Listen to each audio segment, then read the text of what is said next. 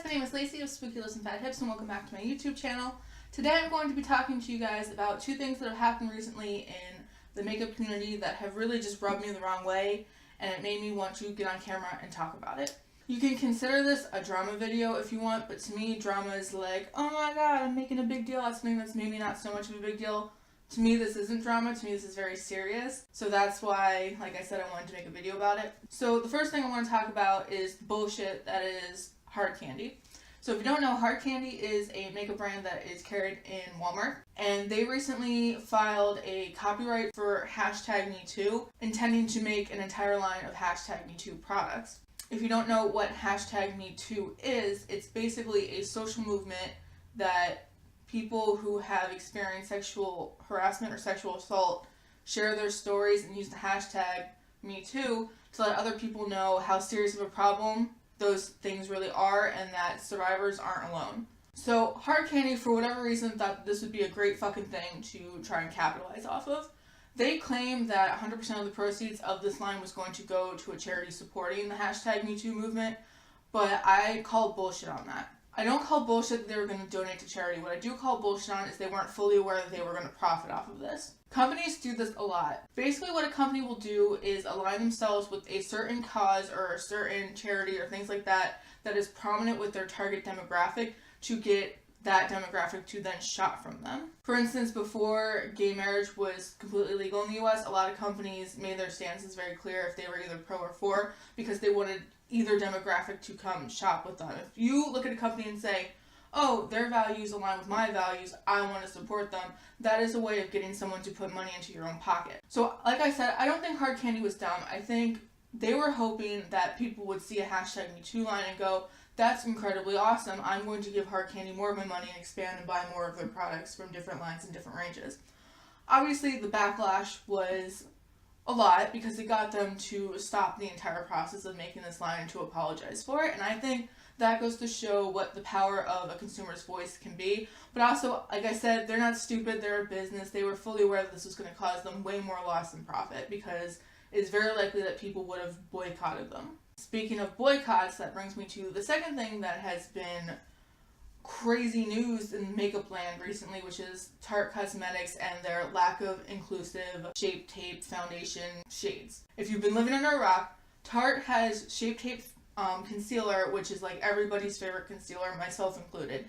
It took the internet by storm, it took influencers by storm, it took consumers by storm. It is like the it concealer. Everybody raves about it and loves it. For that reason, obviously, a Shape Tape foundation was highly anticipated. So when they finally released the product on Martin Luther King Day and had only 15, I believe, 10 or 15 shades, and it was about 10 or 15 shades of Caucasian, people were obviously very reasonably upset. And beauty gurus have been going off and consumers have been going off, basically saying, you know, what the fuck. I also personally noticed Tarte being a little shady because I knew that people were outraged by it, and when people get pissy on the internet, they go to social media to voice their complaints.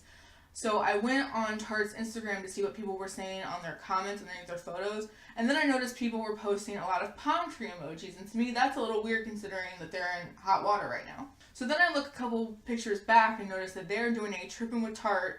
Of course they're doing a fucking influencer trip while this all is happening, but they're doing like an influencer trip and they're encouraging people to enter their contest by posting not only palm tree emojis on that picture, because you know how Instagram contests work, where someone will post a picture and you have to post like a certain thing and tag a certain amount of people and you're eligible to win. And I'm going to say a lot of the time it's not bullshit, because I've won like a Glam Glow giveaway before. Like, some of these are legit, but I can tell you that this one is not legit. This one was very strategic and very calculated. What Tarte asked people to do who wanted to enter their Trippin' with Tarte contest was to not only comment on the giveaway photo, but to continue to flood palm tree emojis on every photo they posted there on out for the next couple days. So you can tell that they were very strategically flooding out their own negative comments by encouraging the few people that were supporting them to basically make it louder with emojis and support than the hate. This is kind of where I personally went from thinking, wow, Tarte, that's fucked up, to being like, literally just fuck you, Tarte. And a lot of people, Peter Monn just literally said this in a video that he made tonight, which I watched like while I was getting ready to do this video. He said, I don't know why everyone's calling it a lack of inclusivity when we should just call it what it is. It's racist, and I fully agree with that sentence. I think people have been tiptoeing around a real issue here, which to me is systematic racism, but if you want to think that it was just a boo-boo on like Tarte's fucking part, you're welcome to think that. And of course, they ran to Popsugar and did some bullshit interview about how they were already going to make 10 more shades, but someone had told me that it's not 10 total new shades, it's 5 shades for their hydrating line and 5 shades for their matte line. So really they're coming out with 5 more shades. And all of this to me says that Tarte really needs to fire their research team, basically, because anyone who's existing in the makeup world knows that inclusive shade range in things like foundation has been like the hottest topic for the last year. People have been fully demanding an expansive and inclusive shade range for every single makeup line that has come out in the last year, some odd, whatever. More so than I think they've ever have before. And I think that has a lot to do with Fenty kicking the door open and coming right out of the gate with 40 shades and basically holding their middle fingers up to every other company saying, hey, we can do it, starting, you can too. And I think a lot of companies have been scrambling to get to that level. So anyway, I'm kind of going on a tangent. This brings me back to Tarte, and I really want to know, like I said, their research team fully needs to be fired because I want to know what the fuck they were thinking. They claim that they only released the shades that they did because people are paler in the winter than they are in the summer, which goes to show that they just have total ignorance about how skin tone and like melanin work. But anyway, honestly, the reason why I think it's racist is because who was Tarte trying to target with those initial shades? It's not uncommon for a makeup launch to only have a couple shades starting out for them to like feel out their base and feel out their consumers and then expand based on the success. But this was Shape Tape. Like, they knew how successful this was going to be. They knew how anticipated this was. And I really think it was more than an oversight. I honestly do.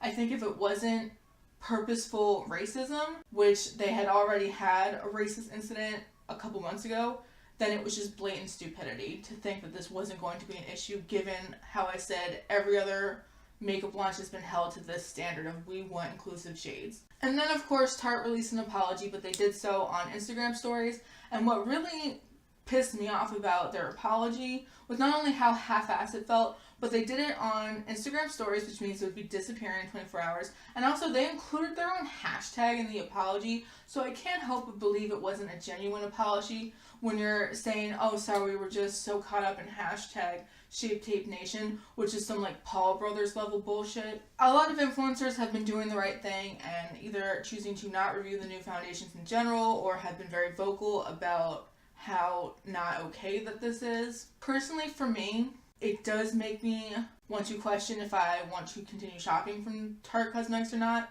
I know Liveloveshermakeup did a video about how she is going to be either returning or throwing away, donating, whatever, or panning the remainder of her Tarte Cosmetics products, and I kind of feel like I'm in the same boat. Between just their products not being that great anyway, and the racist meme thing that happened over the summer, and now this, it really, like I said, makes me question if I want to continue to support them, especially seeing that they aren't really doing anything to fix this. To me, those 5, 10, whatever shades that they're going to come out with isn't enough. They need to do more. They need to genuinely apologize. They need to make it up to the consumers. They need to make it very clear that their intention was not to appear racist, that they do want everyone to be able to use and enjoy their products. And to me, I don't get that. The last thing that I bought from Tarte was 2 backups of the Shape Tape because it is expensive. I bought it when Ulta had like a 20% off coupon and it had points. So those are sitting in like my backup drawer. I think I'm just going to quietly use up the rest of my Tarte products and see where they go as a company, because right now I really don't want to support a brand that thinks it's okay to not believe that people with darker skin tone exist or would want their product. If in the future it does seem like they've rectified the situation and made amends, then I'll think about where I stand with them again. But right now, I don't really want to be buying any of their products. I'm going to think about if I even want to ever in the future feature their products on my channel, because I did film favorites videos of the year and I had to kind of scrap them because of my sound quality, but there were quite a few Tarte products in those videos, so I'm almost kind of glad that my mic took a shit for those videos, because I don't want to encourage anybody else to explore this brand.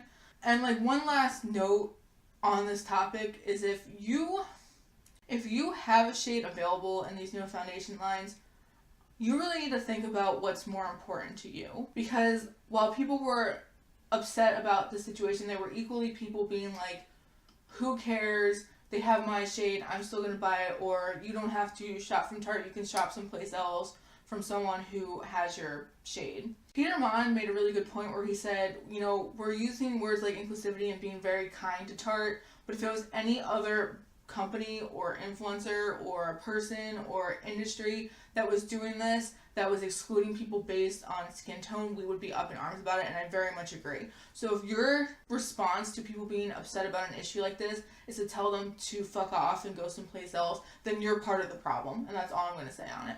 Anyway guys, I hope this video made sense. Those are my thoughts on the two issues that were driving me crazy the last couple weeks.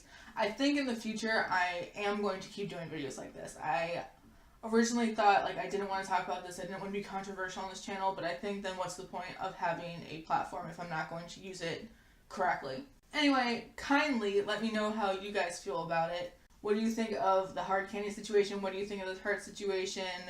Do you think Tarte purposely is being shady? Are you going to be giving them your money? It's all a hot mess. It's all really ignorant for 2018, if you ask me.